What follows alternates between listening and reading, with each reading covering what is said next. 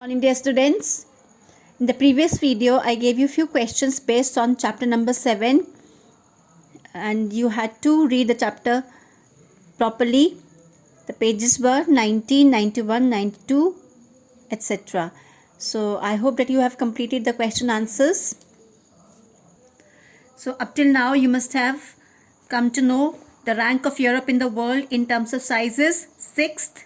The rank of Europe in the terms of population is 3rd. Mediterranean Sea is to the south of Europe, and Arctic Ocean is to the north. Atlantic Ocean is to the west of Europe, and to the east of Europe you have Asia. And the role of Europe in modern history is that it is the central point of the biggest wars. It has witnessed World War I and World War II. Next, what about Eurasian landmass, children?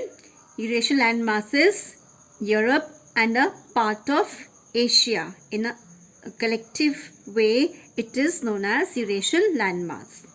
And the largest country in the world is Russia. The largest freshwater lake of Europe is Lake Ladoga. And the longest river of Europe is Volga. River Volga. The highest peak of Europe is Mount Elbrus. And the main boundary between Europe and Asia are formed by Ural Mountains, Ural River, part of Caspian Sea, Caucasus Mountains, etc. And the word which is the name of from which the word Europe is derived is Europa. You just have to note it down. And what does the word Europa mean? It is the name of the daughter of Phoenix in Greek mythology. Next is second smallest continent in the world is Vatican City, right? So what is a watershed? Watershed is the area of land that separates water flowing to different rivers, basins or seas. And the second smallest continent in the world is Europe, right? After Australia. Next, children, what is a peninsula? It's a piece of land surrounded by water from 3 sides. And why Europe is known as Peninsula of Peninsulas?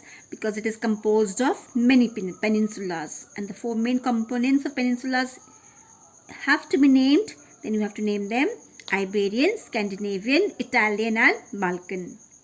And you should know that Europe is to the west of Asia.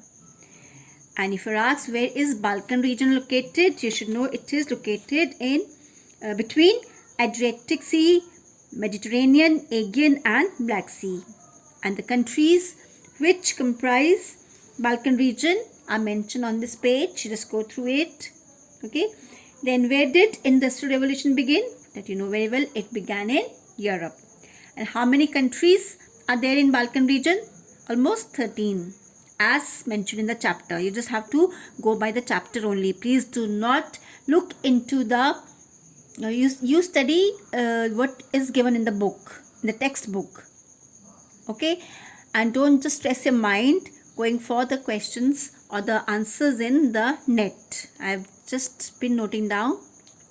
Now then, what is the percentage of population in Europe in the world? According to the textbook, it is 9.9%.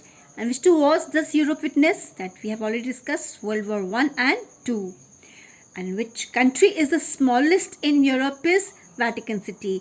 Which continent, second smallest continent in the world is Vatican. The smallest continent is Australia.